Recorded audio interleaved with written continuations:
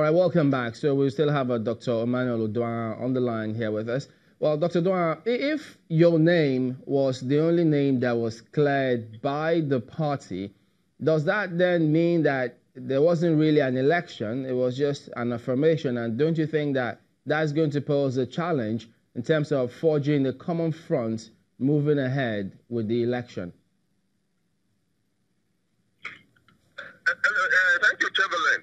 Now, the process or the processes are as approved by the National ESCO through the National Working Committee. And when there's only one candidate or there's only one aspirant, the rule also allows an affirmation. And that was what was done. That is the rule. Affirmation is accepted.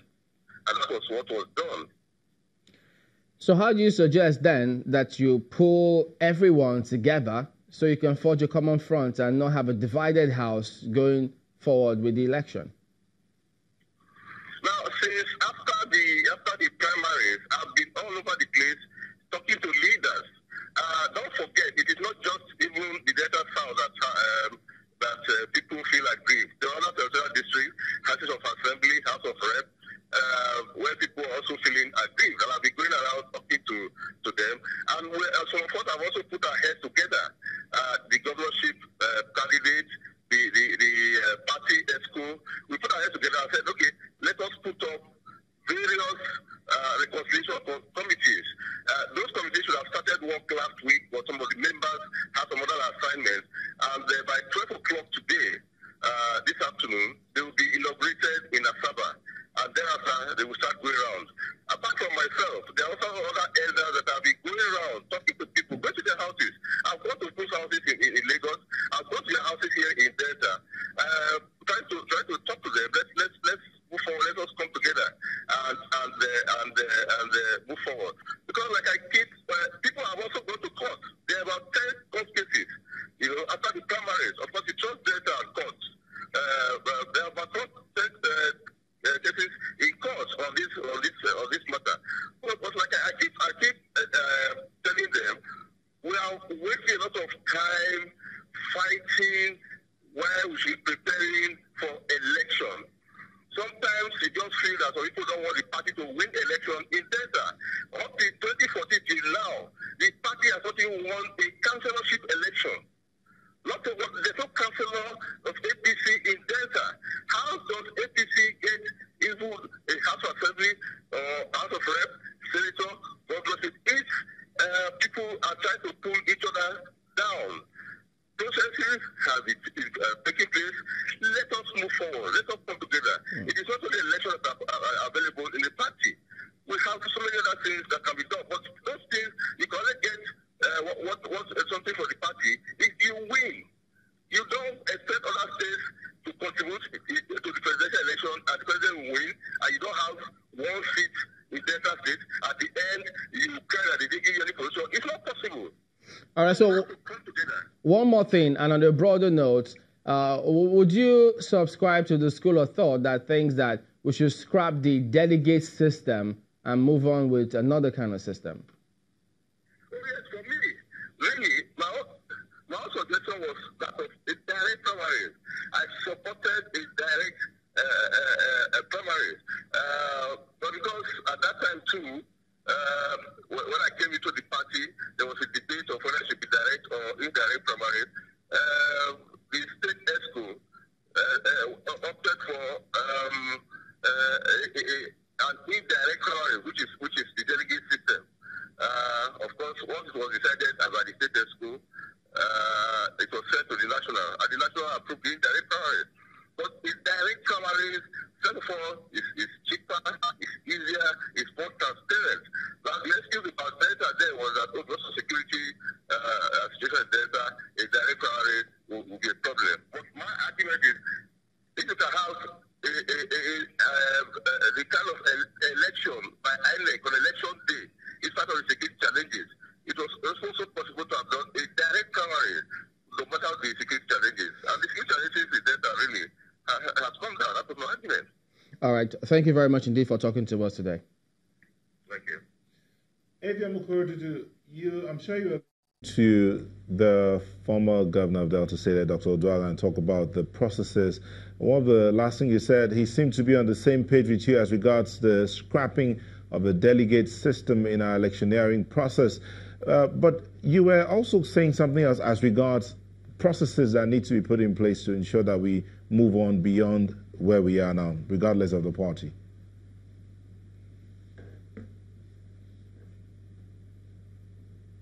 Go back slightly to perhaps respond to some of the things he said. One is that we are talking. Yes, that is true. We are talking. The other is that maybe he was the only one cleared. Again, I think Nigerians should be listening very carefully to what people say. The whole world is listening to what people say. How is it possible that an vice marshal served 35 years meritoriously for his country will not be cleared to run for an election? I think that's ridiculous. How come he's the only one cleared, so-called cleared to run? Now, let me say it's a laugh for sure. I think the Nigerian people are much wiser to what's going on. I think the Nigerian people must resist these shenanigans from any quarter, from any party. Anyway, back to the specific question. That is to say, where to go. Where to go is arbitration, of course. We need to talk to ourselves. For me, my most important considerations for the country, thereafter for my state, how the state will be governed, how the people will reap the benefit of the process that's been going on since 1999. All you have to go is go to Delta State and go to my senatorial district and witness what's going on there. It's a crime that's been taking place there. Now, this is part of what we're coming to stop. We're coming to redress. Now, the party itself still has to do something about that. The chairman of the party says he will do something about it.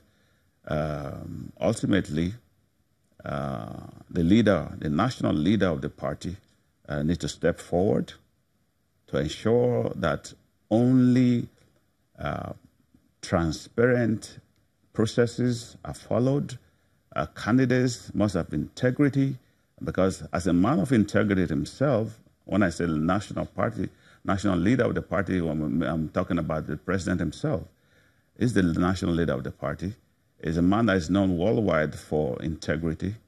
And we cannot have a situation where his own party is marred by all kinds of allegations of lack of transparency, lack of integrity, and a lack of due process.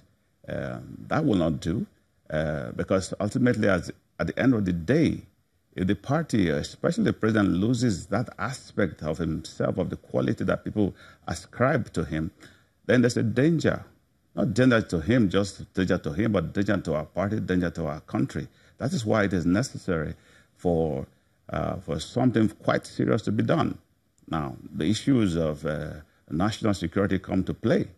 If a governing party has so much internal strife within it, that's a danger itself to national security, which I think is serious enough to be looked into very, very urgently.